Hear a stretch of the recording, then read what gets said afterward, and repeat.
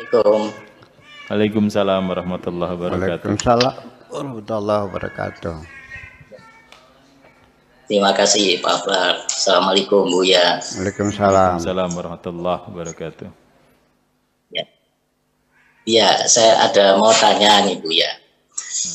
Mengenai kalimat Allah tidak akan merubah nasib suatu kaum sampai dengan kaum itu merubah nasib mereka sendiri. Ya. Nah, itu perbedaannya dengan self suggestion Buya. Ya. Self suggestion itu kan dimulai dari diri sendiri. Ya. Itu yang pertama Buya.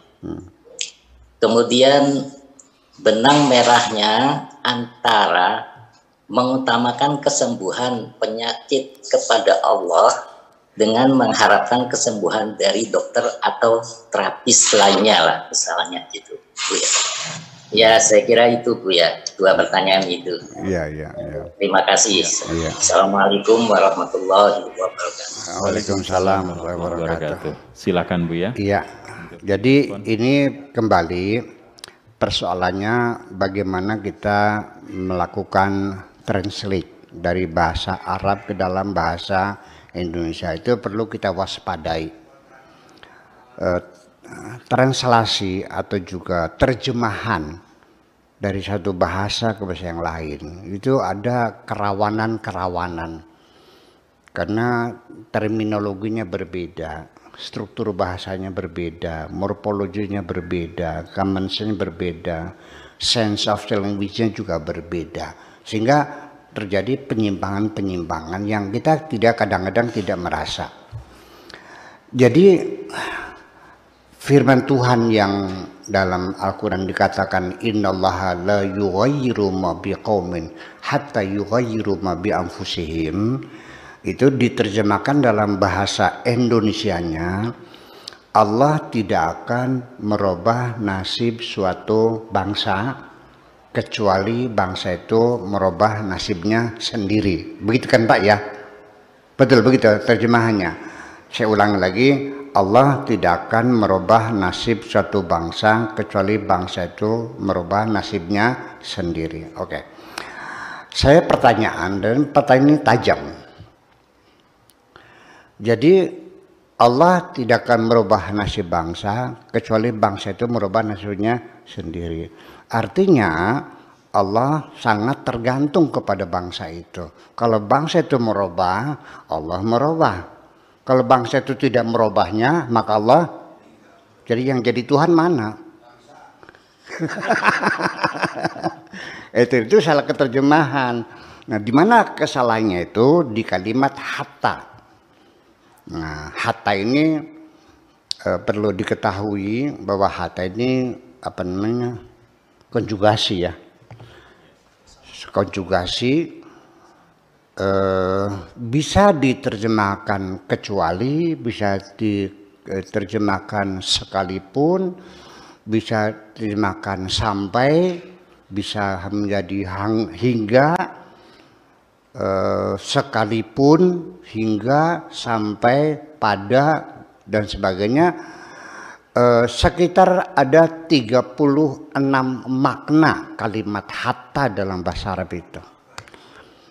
Ya, ini perlu dikonfirm dulu bahwa hatta ada 36 makna. Satu contoh saja. Zahabtu ila suqi. Saya pergi ke pasar. Ila itu ke, ya. Pakai hatta bisa. Zahabtu hatta as-suqi. Tapi kalau ila itu pada batas awal kita masuk pasar, di pintu gerbang pasar atau di ujung pasar. Kalau hatta sampai melintasi pasar. Jadi sampai dan hingga.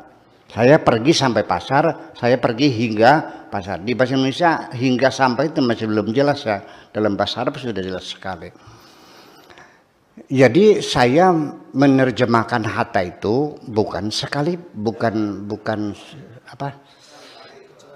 kecuali. Kalau saya menerjemahkan hattanya begini, Allah tidak akan merubah nasib suatu bangsa sekalipun bangsa itu ingin merubahnya. Kalau Allah tidak merubah, ya tidak bakal rubah. Jadi Allah yang menentukan segala-galanya. Allah lah yang mendesain, Allah lah yang membuat skenario, Allah lah yang memprogram, dan Allah lah yang melaksanakan, dan kita tinggal menjalani apapun keputusan-keputusan Allah.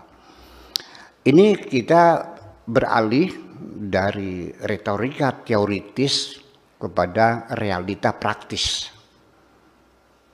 Saya buktikan bahwa semuanya ketentuan Tuhan. Saya terlahir di dunia itu bukan keinginan saya. Saya tidak pernah ingin lahir ke dunia kok. Dan tempat lahir saya juga bukan pilihan saya. Keluar dari perut seorang ibu namanya Ibu Haji Zainab juga bukan pilihan saya. Kalau saya disuruh milih mengisi daftar formulir isian daftar hadir ke dunia gitu, tentu saya akan pilih dari mana ibunya siapa titik-titik. Saya akan tulis Ibu Tin Soeharto. Betul nggak? Tubuhmu ya tinggi, jangkung besar, saya ini tubuh yang tegap dan besar. Ya, saya dikasih tubuh saya kecil mungil, ya. Itu pun saya melalui hati sendiri supaya saya tidak minder, ya kan gitu. Bahwa tubuh saya kecil karena little is beautiful.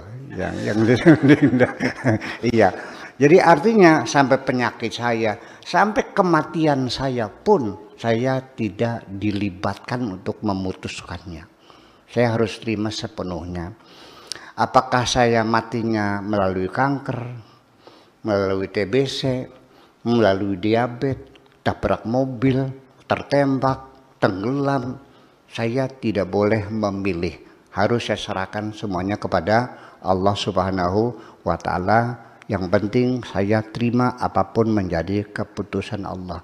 Dengan keyakinan semacam itu, saya merasa kedamaian yang sangat mendalam di hati saya. Jadi artinya ketika saya memutuskan saya matinya harus gantung diri, lalu saya beli tambang di pasar, itu tidak boleh. Atau saya tembak kepala saya, memang nggak boleh. Itu urusan Tuhan. Yang berhak untuk menghilangkan nyawa hanya Tuhan. Karena nyawa kita adalah milik Tuhan semuanya. Nah, sehingga nanti apa hubungannya dengan self suggestion, artinya membangkitkan semangat. Nah, Allah Maha Pengasih, Maha Penyayang. Makanya kita dianjurkan oleh Allah untuk selalu berdoa kepadanya. Firman Allah, "Ud'uni astajib lakum," berdoalah kepadaku. Saya melihat terlepas dari doamu dikabul atau tidak. Bagaimana cara mengabulnya tidak akan saya bahas. Berapa lama waktu pengabulannya tidak akan saya bahas. Tapi dari sisi doa, dari perspektif psikologis, ketika engkau berdoa, aku melihat bahwa engkau merawat harapan di dalam hatimu. Bahwa di dalam hatimu masih ada harapan bahwa apa yang kau inginkan masih mungkin terjadi. Itu satu. Yang kedua adalah mensugesti diri kita sendiri bahwa kita hanya bergantung kepada Tuhan yang Maha Kuasa, yang apa saja bisa. Sehingga hilanglah dalam pikiran kita segala kemustahilan. Semuanya bisa terjadi ketika kita bergantung kepada yang Maha Kuasa, yang apa saja bisa. Makanya dalam reprogramming yang pernah saya sampaikan kepada teman-teman, kita harus sering mengatakan di dalam diri kita sendiri, aku bisa, aku mampu, ini kecil, tidak sulit, banyak jalan, banyak kemungkinan, tidak ada yang mustahil, aku mampu. Itu perlu kita melakukan self suggestion. Nggak usah datang ke motivator untuk mensugesti Anda. Silakan Anda sugesti diri Anda sendiri melalui doa-doa yang kau panjatkan kepada Tuhan. Terima kasih.